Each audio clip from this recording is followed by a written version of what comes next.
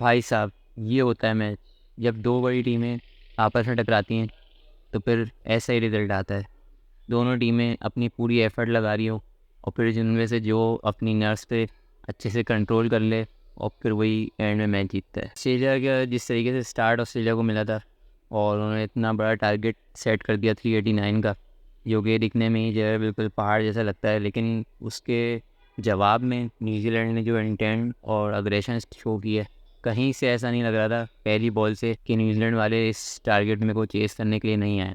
वो पूरे तरीके से तैयार थे इस बड़े टारगेट को चेस करने के लिए। उनकी बॉडी लैंग्वेज बताई थी कि हम यहाँ पर चेस करने आए, और रन रेट जितना भी ज़्यादा था वो उसको मेंटेन करते गए करते गए करते गए, चाहे कोई भी ओवर चल जाए। और यहाँ पर जितनी तारीफ़ की जाए पहली इनिंग में ट्रेविस हेड की, ट्रेविस हेड का मुझे पहले ही पता था कि वो ट्रेविस अगर जिस दिन चलेगा ना, तो फिर वो डेविड वार्नर और मिचेल मार्श किया वो तो उन दोनों से भी ज़्यादा पागलों की तरह मारता है।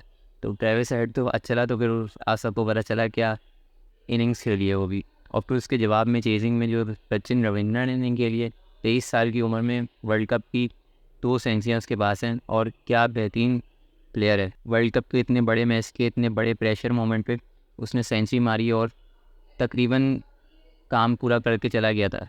लेकिन फिर एंड में जिस तरीके से उस वक्त भी न्यूजीलैंड वालों ने हार नहीं मानी, नीशम एंड तक लगा रहा, 58 रन उसने ही बनाया, और फिर इतना क्लोज मैच जाके फिर दोनों टीमें एफर्ट्स करके आ रही हैं। एंड में भी ऑस्ट्रेलिया की टीम थ्रू आउट जो है वो पूरी अपनी फील्डिंग में भी जान लगा दे रहे थे। हाँ, थोड़े से कैच छूटे थे एक दो, लेकिन फिर एंड में जिस तरीके से उन्होंने अपनी फील्डिंग में जान लगाई है, वो बताती है कि जब दो बड़ी टीमें लड़ती हैं तो फिर हमें क्या रिजल्ट देखने को मिलता है, और फिर जो बेस्ट होती है वही जीतती है। एंड में मिचेल स्टार्क ने अपनी नस से कंट्रोल रखा, और ज़्यादा से ज़्यादा उसको इतने बड़े स्टेज का बहुत एक्सपीरियंस है, और वैसे भी 19 रन बनने नहीं थे, और फिर ऑस्ट्रेलिया की टीम जीत जाती है। अब यहाँ पर जो मैं बात करता हूँ ना, इंटेंट और एग्रेशन की, जो अनफॉर्चुनेटली हमारी टीम को छू के गुजरती नहीं है। तो अब अपनी टीम की परफॉर्मेंस से बात कर लेते हैं, जो कल हमारा हाल हुआ है। सच्ची बात बताऊँ तो मेरे पास अल्फाज नहीं थे कुछ बोलने के लिए, लेकिन जो बेसिक मसला है ना, वो आज भी जो है वो इंटेंट और अग्रेशन का ही है।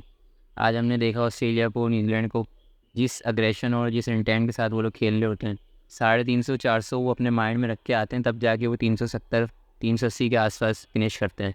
लेकिन एक हमारा माइंडसेट है, बॉलिंग पे तो मैं बाद में आता हूँ, पहले बैटिंग से शुरू करते हैं।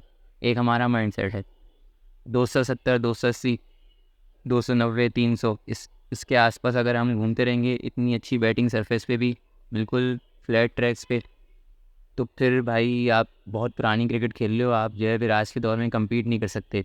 आज की दौर की मॉडर्न क्रिकेट को फिर आप मैच नहीं कर सकते। और जिन्होंने परफॉर्म करना था बैटिंग में, इमाम, अब्दुल्ला, रिजवान, खास तौर पर रिजवान बाबर सीनियर प्लेयर हैं भाई, अब कोई जूनियर प्लेयर थोड़ी रहे हो। इमाम को परफॉर्म करना था। इमाम बोल देता है कि भाई हमारे तो, मैं तो जब भी रन करता हूँ तो टीम में जीतती है।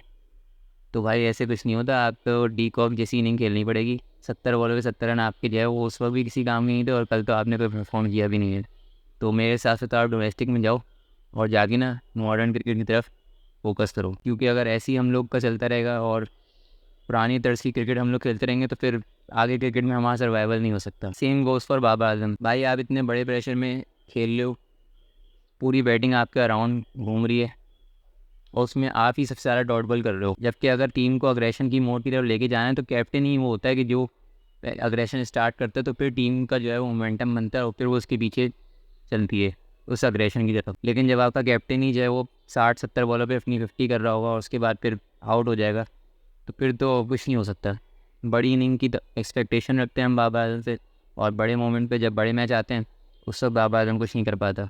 मैंने पहले भी बोला था कि बाबर आजम के लिए ये वर्ल्ड कप जो है वो उसका कैरियर डिफाइन करने के लिए बहुत इंपॉर्टेंट होगा, अगर उसको फैब 4 के लेवल पे जाना है। और फिर उसके बाद बॉलिंग में बात करें तो बॉलिंग में शाहीन ने शुरू में विकेट ली डी कॉक की, वो अच्छा डिसीजन था। नवाज़ को और इफ्तिखार को शुरू में ट्राई किया, वो भी अच्छा डिसीजन था, उसकी मैं तारीफ़ भी करता हूँ। उसके बाद करते कराते एंड तक हम पहुँचते हैं और फिर वही गलती एंड में जाके। स्पिनर आपका कौन सा अच्छा चलता हुआ आ रहा था?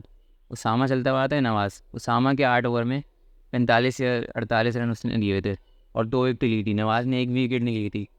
फिर किस बेस पे जो है वो आपने नवाज़ को ओवर दे दिया? कुछ सेंस बनता है इस बात का?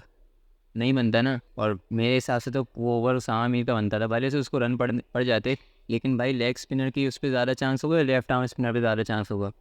ऑब्वियसली सबको पता है लेग स्पिनर आपका फॉर्म में, उसको अच्छी बॉल है, उसकी टिप्पे पड़ रही हैं तो वो विकटें ले रहा है, तो उसको बॉल करानी चाहिए थी, लेकिन नवाज़ को ओवर दिया और फिर मैच आपके सामने। और फिर जितना भी लोग बोलते रहे अंपायरिंग का डिसीजन, ये डिसीजन वो डिसीजन, मैं इन सब चीज़ों को जो है ना वो नहीं मानता। और ये सब जो है वो क्रिकेट का पार्ट है। दूसरी टीमें भी जो है अंपायर्स कॉल पे ऐसे डिसीजन ही ऐसे हारती हैं, लेकिन जो बेसिक मसला है ना जिस पे कोई वैसे बात नहीं करता, तो वो जो है आज भी हमारा इंटेंट और अग्रेशन का मसला है, जो कि मेन मसला बैटिंग में ही है।